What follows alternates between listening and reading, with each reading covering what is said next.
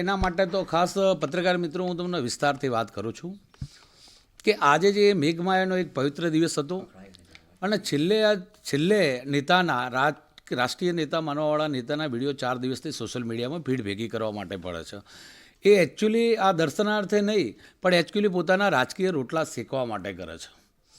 ઘણા સમયથી આ મામલો આવો ચાલે છે, પણ જે જાતના રાષ્ટ્રીય નેતા માને છે, ખરેખર હું તો કહું છું કે આજે જે પાટણની ધરતી ઉપર બોલ્યા છે એમનું માનસિક સંતુલન બિલકુલ પબ્લિક જ્યારે એકઠી નથી થઈ એટલે પોતે ગુમાઈ ચૂક્યા હોય એ રીતે કિરીટ પટેલ વિશે બોલ્યા છે.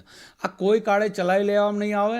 આમના જે આ રોટલા શેકવાની વાત હતી એકચ્યુઅલી સમાજ વચ્ચે આજે પાટીદાર સમાજના દલિત સમાજ વચ્ચે ભાગલા કેમ પડે અને કોંગ્રેસ પાર્ટીને નુકસાન કેમ પડે એ પાટણની ધરતી ઉપર કામ કર્યું છે.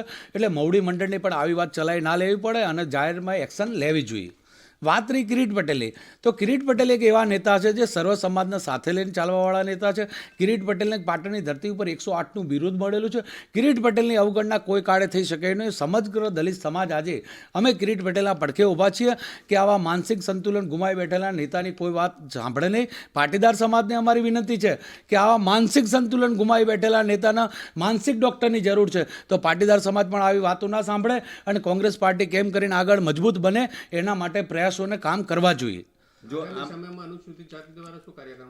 આગામી સમયમાં અનુસૂચિત જાતિ વિશે અનુસૂચિત જાતિના અમે સર્વ લોકો એવું કહીએ છીએ કે જો કિરીટ પટેલની આ રીતે ખોટી રીતે અવગણના કરી છે, બેફામ વર્તન કર્યું છે અને એ પાટણની ધરતી ઉપરથી કરે છે, તો આવા મોટા નેતાના જે રાષ્ટ્રીય નેતા સમજે છે એ નેતાને ખુલ્લેઆમ માફી માગવી જોઈએ. ને કે આગળના કાર્યક્રમ પ્રદેશ કાર્યાલય સુધી થશે અને ના છૂટકે પછી અમારે ક્યાંક દલિત સમાજમાંથી અથવા તો અનુસૂચિત જાતિમાંથી રાજીનામા મેળવવા પડે તો નવાઈની વાત નથી.